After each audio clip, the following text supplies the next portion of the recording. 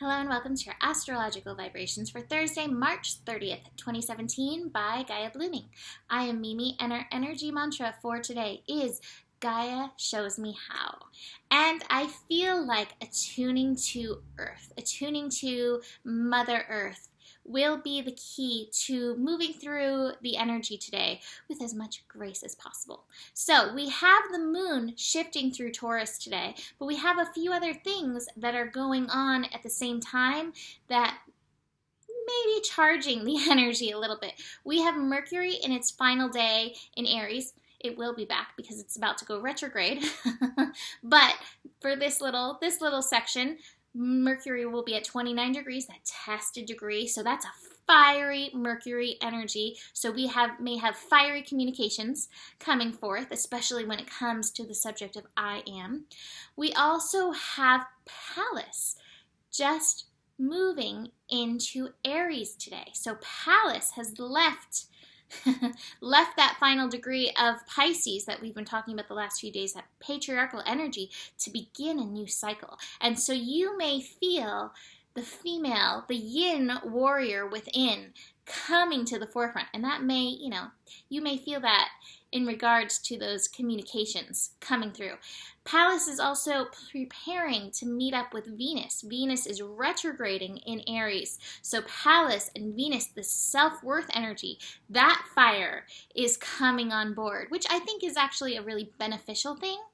But this is where I think we need to remember Mother Earth, because sometimes there's a very young expression of the feminine. And while even Mother Earth can have that, that's not her all the time.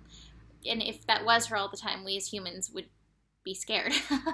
But Mother Earth, when I think of Mother Earth and being like Gaia, allowing Gaia to show us how, she's receptive. She takes our energies and transmutes them all the time. She's supportive. She holds us. And so, as we're working with this new cycle of Pallas, how can we be like Mother Earth? And that may include times where a little Pele comes through, some lava flow. There's all the expressions, but overall, I get this feeling of a field of flowers with, homes for animals, fielding trees, giving life support to so many beings. This is the feminine. This is the Gaia. It's Mother Earth creates an environment that allows for manifestation. And so this is the overall feeling that I'm getting with this moon in Taurus, with Mars in Taurus, with Mercury about to move into the Taurus energy. We have an opportunity to bring this in and allow Gaia to show us how to meld that fiery energy that's moving up and coming through with the yin energy. So, moon in Taurus, let's get into that foundation because that's going to help us through this other aspect that we have for today. Moon in Taurus is beginning the day by connecting to Neptune, bringing some magic into the earthly realm. Now, Taurus energy can be very practical. However, in this meeting with Neptune, it reminds us of all the magic that is happening on this earth plane. So much magic. I was really lucky to live in a really magical place for 12 years before I moved here, and there were fairies. I don't often talk about that because I do like reality. I like to be very practical based, but there were fairies, and I would lay at night hearing these otherworldly songs playing, and I'm like, oh my God, the magic that exists in this place. But even on a not so esoteric level, the blooming of flowers, the animals, the insects that are all around. Start your day by connecting into the magic with that, and that will expand your platform for the day, for the fiery energies that are coming through. The moon will then meet up with Mars and Taurus. The moon connecting to Mars and Taurus reminds us that everything that's blooming needs its own perfect timing to allow its unfoldment. So don't get into that like hissy fit, I want it now. You know, what was somebody's like, I want an Oompa Loompa right now, like Veruca, Veruca Salt on Charlie and the Chocolate Factory. Don't fall into that patterning with that Moon-Mars connection. Moon-Mars, you know, can bring up those toddler temper tantrums. We can become like pandas. I like to say that pandas are like, you know, toddlers. They're like, oh, I'm gonna fall off the tree kind of energy. They're so cute and adorable, and sometimes we can get like that, but we don't need to. Get in nature and allow its time to unfold. This is like one of the best lessons Gaia can teach us, that allowance. And it can support, create the environment that allows for the manifestation. The environment that allows for the manifestation is not one that's like, have you grown yet? Are you growing yet? Are you done growing yet? Can I pick this plant yet? You know, like I want to pick the thing. Like, no, it's like, yeah, take all the time you need. Get juicy. Get all the nutrients that you need. So we're getting into that energy. Now, that energy will support the next little energies that we have. So we have the Moon, Pluto, and Jupiter all connecting. Jupiter is squaring Pluto. Jupiter is retrograde in Libra, taking us deeper into our self-worth. And that's one of the things. Self-worth is not something that can be rushed.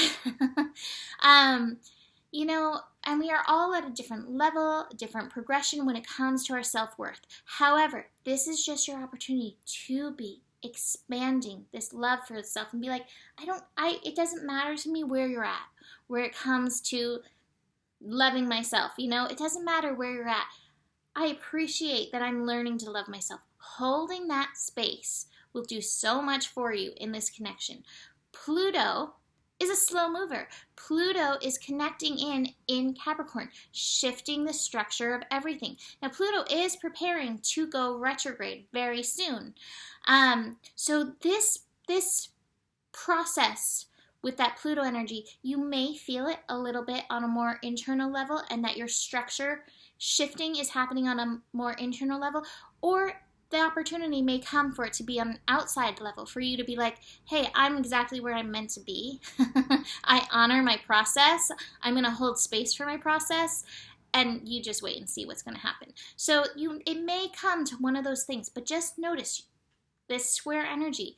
This brings up the resistance. That resistance, you may feel it within, you may feel it without, but ultimately comes back to you.